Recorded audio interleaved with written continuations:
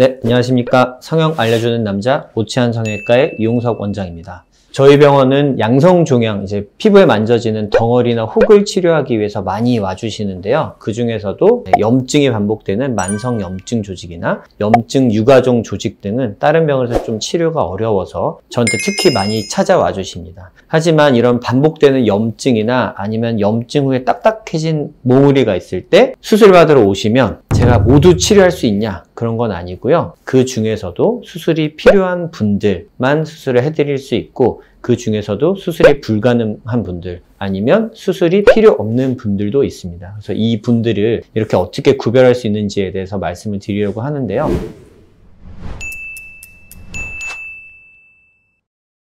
보통 해결되지 않는 염증, 빨간 뾰루지 같은 게 수개월, 수주 동안 오래 있으면 안에 뭐가 만져진다든지 그 만져지는 병변에서 반복적인 염증이 생겨서 막 아프고, 아니면 피부가 염증에 오래 노출되면 우리 피부가 염증에 물들었다는 표현을 쓰거든요. 피부가 계속 빨갛게 보이는 분들이 있어요. 그래서 이런 분들은 만져지는 곳 아니면 피부가 변한 곳을 타겟으로 해서 절개를 해서 그런 염증 조직들을 제거해드리면 재발 없이 깨끗이 나을 수가 있습니다.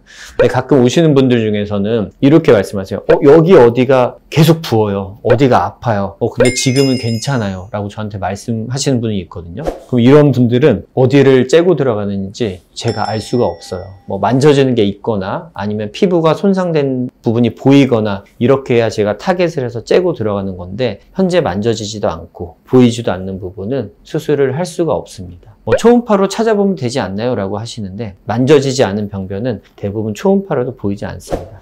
이런 분들 중에서는 병원에 자주 오기 힘들거나 진짜 너무 불편해서 꼭 수술을 받고 싶어 하시는 분들이 있거든요. 그럼 병원 오시기 전에 이런 염증들 이벤트가 생겼을 때 그 부위를 표시를 해서 사진을 찍어 놓고 그 다음에 내원을 하신다면, 비록 만져지는 곳이 없고 색깔 변한 게 없더라도 환자분들과 그 사진을 토대로 해서 어디로 째고 들어갈지 결정해서 수술을 해드릴 수도 있는데요. 어쨌든 이 염증 조직은 정말 심한 게 아니면 피부 속에 정말 작게 위치하고 있거든요. 조금만 절개를 옆으로 들어가도 찾지 못하는 경우가 있기 때문에 어딘지 충분히 잘 알고 수술을 하는 것이 중요합니다. 그래서 그냥 보이지 않는 곳에 염증이 자꾸 생긴다면 염증이 있었을 때 사진을 찍어서 병원에 들고 오시는 것이 중요합니다. 또한 반복되는 염증으로 해서 덩어리가 잡혔는데 제가 수술을 안 해드리는 분들이 있어요. 그런 분들은 어떤 분들이냐면, 염증이 여러 번 반복돼서 상처가 다 회복됐는데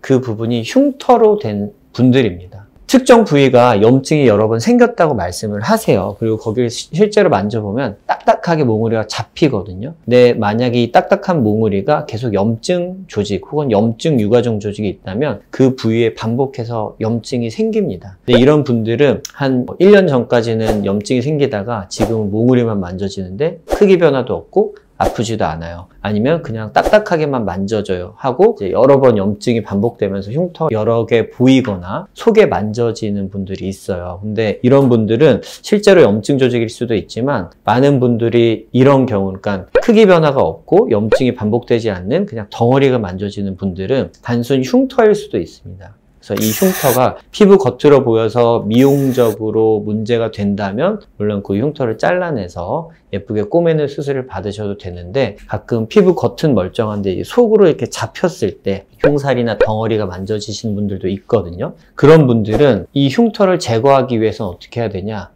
일단 피부에 절개를 넣어야 되고요. 그 안에 차 있는 흉살, 딱딱한 조직을 일반적인 종양들은 이렇게 박리해서 하면 쏙 떨어져서 깨끗하게 나오는데, 흉터란 것은 경계가 불규칙한 병변이기 때문에 일일이 가위로 다 잘라내야 됩니다. 그래서 그 흉터가 없어진 공간을 회복하기 위해서 또 흉살이 차고요. 그리고 겉에 피부 절개도 생기기 때문에 과연 이 피부 속에 안 보이는 몽우리를 없애서 과연 효과가 더 좋을지, 미용적으로 더 좋을지, 아니면 이게 100% 이 수술을 하고 나면 나를 신경 쓰이게 했던 그 덩어리가 만져지지 않는지 장담할 수 없어요.